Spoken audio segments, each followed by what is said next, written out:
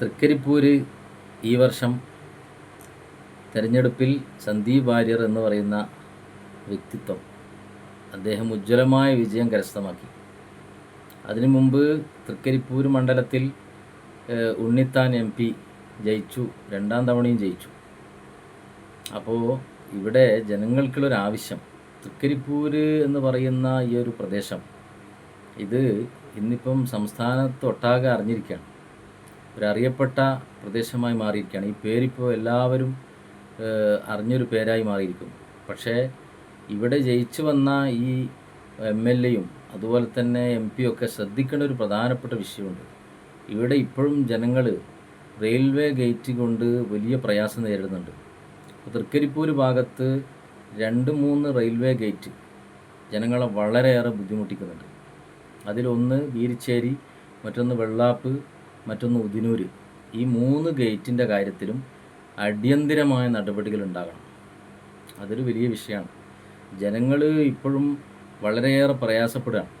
ജനങ്ങളെ സംബന്ധിച്ചിടത്തോളം അവർ സമാധാനത്തോടു കൂടി ജനപ്രതിനിധികളോട് ആവശ്യപ്പെടുന്ന രീതിയാണ് ഇപ്പോൾ സ്വീകരിച്ചിട്ടുള്ളത്. ഇനി അവർ പ്രകോപനപരമായി പെരുമാറുന്നൊരവസ്ഥ ഉണ്ടാകാൻ പാടില്ല, അത് ഉണ്ടാക്കരുതെന്നാണ് പറയുന്നത്. കാരണം ഇനി അവർ ഈ MLA-മാരുടെ കോലം കത്തിക്കുകയോ അല്ലെങ്കിൽ അവർക്കെതിരെ പ്രതിഷേധമോ പ്രകടനമോ ഒക്കെ സംഘടിപ്പിക്കുന്ന അവസ്ഥകളിലേക്ക് പോകരുത്. കാരണം ജനങ്ങൾ അക്ഷമരാകുന്നതിനെയാണ് നമ്മൾ പേടിക്കേണ്ടത്. ഇപ്പോൾ അവർ ക്ഷമയോടുകൂടി പോകുന്നു. ഇവിടെ ചിന്തിക്കേണ്ടതെന്ന് പറഞ്ഞാൽ ഈ റിക്ഷ തൊഴിലാളികൾ, ഓട്ടോറിക്ഷ തൊഴിലാളികളൊക്കെ അവരനുഭവിക്കുന്ന പ്രയാസം ഒന്ന് ആലോചിച്ച് നോക്കും. ദീർഘനേരം അവിടെ ഗേറ്റ് അടച്ചിട്ട് കഴിഞ്ഞാൽ ഇവരൊക്കെ ജീവിക്കുന്നത് ആ ഓട്ടോ ഓടിച്ചിട്ട് അതിലൂടെ കിട്ടുന്ന വരുമാനം കൊണ്ടല്ലേ. അത് അരമണിക്കൂർ മറ്റൊക്കെ അവിടെ അവർ ആ സമയങ്ങളെ നഷ്ടപ്പെടുത്തേണ്ടി വന്നാൽ എങ്ങനെ അവർ ജീവിക്കുക? അതുപോലെ ഹോസ്പിറ്റൽ കേസുകൾ, ആശുപത്രിയിൽ ഇപ്പോൾ കുറച്ച് മുമ്പ് ഒരു വെള്ളത്തിൽ വീണ ആളെ കൊണ്ടുപോകാനുണ്ടായ പ്രയാസം കണ്ടിട്ടില്ലേ നമ്മൾ? വെള്ളത്തിൽ വീണിട്ട് ഗുരുതരാവസ്ഥയിലായ ഒരു വിദ്യാർത്ഥിനെ റെയിൽവേൻ്റെ ഗേറ്റിൻ്റെ അപ്പുറത്തുനിന്ന് ഇപ്പുറത്തേക്ക് പൊക്കി കടത്തി കൊണ്ടുവന്ന അവസ്ഥ ഉണ്ടായിരുന്നില്ലേ? ആ ഒരു അവസ്ഥയൊക്കെ നമ്മൾ ആലോചിച്ച് നോക്ക്. ഇതൊന്നും നമ്മുടെ ഈ രാജ്യത്ത് ഉണ്ടാകാൻ പാടില്ലാത്തതല്ലേ? ജനങ്ങൾക്ക് ആവശ്യമായ സൗകര്യം ഒരുക്കാൻ പറ്റുന്നില്ലെങ്കിൽ പിന്നെ എന്തിനാ MP, പിന്നെ എന്തിനാ MLA? ജനങ്ങൾക്ക് ഗതാഗത സൗകര്യങ്ങൾ, ഈ തടസ്സങ്ങൾ നീക്കപ്പെടേണ്ട തടസ്സങ്ങളല്ലേ? ഇത് എത്ര മുമ്പേ നീക്കപ്പെടേണ്ടതാണ്. ഇത്രയും അത്യന്താധുനിക സൗകര്യങ്ങളുള്ള ഈ കാലത്ത് ഒരുപാട് പാലങ്ങൾ പാസ്സാക്കുന്നു, ഒരുപാട് പണം അതിനുവേണ്ടി മുടക്കുന്നു, ഒരുപാട് പൈസ അതിനുവേണ്ടി വകയിരുത്തുന്നു. ഇവിടെയൊക്കെ ധനമന്ത്രിമാർ അവരുടെ ബജറ്റ് അവതരിപ്പിക്കുന്ന സമയത്ത് വലിയ വലിയ ഫണ്ടല്ലേ ഇതിനൊക്കെ വകയിരുത്തുന്നത്. പക്ഷെ അത് ഇവിടെ വാങ്ങി കൊടുക്കേണ്ടതും അതിവിടെ എത്തിക്കേണ്ടതും ആരാണ്? ഇതവിടെ ഉന്നയിച്ചുകൊണ്ട് ഇതിനു വേണ്ടി സമ്മർദ്ദം ചെലുത്തി അത് നേടിയെടുക്കാൻ ആരാണ് പരിശ്രമിക്കേണ്ടത്? ജനങ്ങൾക്ക് ഇപ്പോൾ അവിടെ പോയിട്ട് പറയാൻ പറ്റുമോ? അവസരം കിട്ടുകയാണെങ്കിൽ ജനങ്ങൾ പോവും. എന്നാൽ പിന്നെ ജനങ്ങൾക്ക് അവസരം കൊടുക്കുക. ഈ MLA-മാരോ അല്ലെങ്കിൽ MP-മാരോ ജനങ്ങൾക്ക് അവസരം കൊടുക്കുക.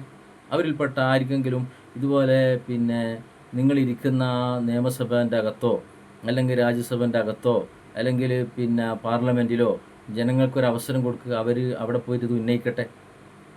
നിങ്ങൾക്ക് സ്വയം ഉന്നയിക്കാൻ പറ്റുന്നില്ലെങ്കിൽ ജനങ്ങൾക്ക് അവസരം കൊടുക്കുക.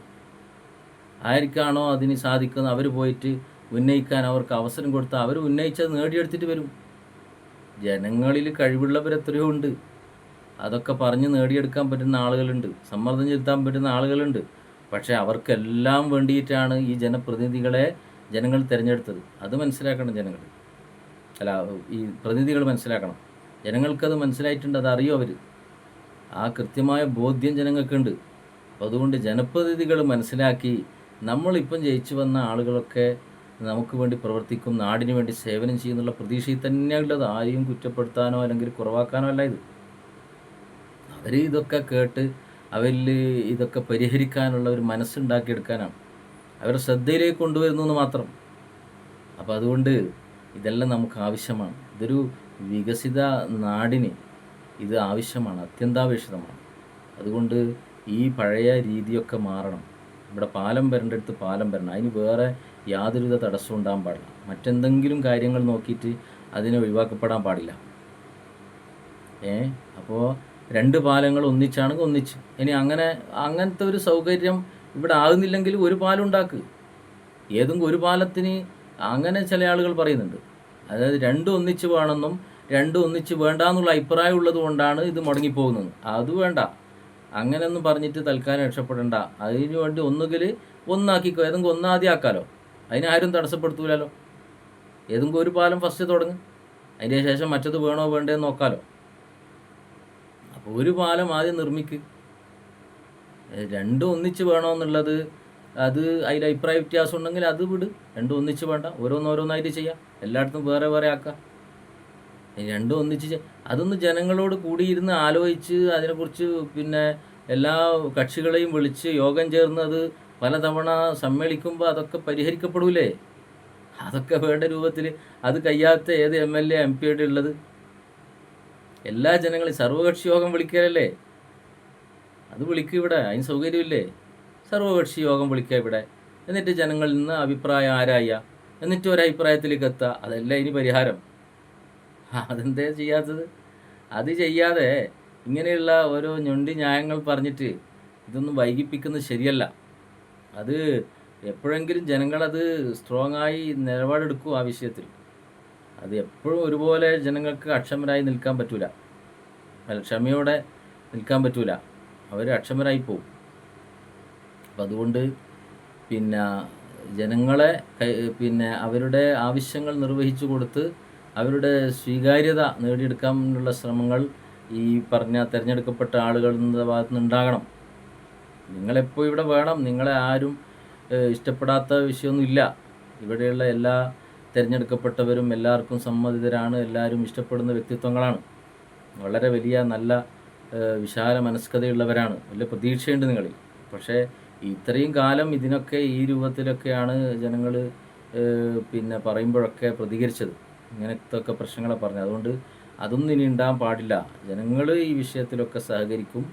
നിങ്ങൾ ആവശ്യമായ നടപടികൾ സ്വീകരിക്കുക. നിങ്ങളുടെ നേതൃത്വത്തിൽ യോഗങ്ങൾ വിളിച്ചുകൊണ്ട് എന്ത് പ്രശ്നങ്ങളുണ്ടെങ്കിലും തർക്കങ്ങളുണ്ടെങ്കിലും അതൊക്കെ സുതാര്യമായി പരിഹരിച്ചുകൊണ്ട്, രമ്യമായി പരിഹരിച്ചുകൊണ്ട് നടപടികൾ ആരംഭിക്കുക എന്നുള്ളതാണ് നിങ്ങൾ ചെയ്യേണ്ടത്. ആ കർത്തവ്യം നിർവഹിക്കുക, അത്ര തന്നെ.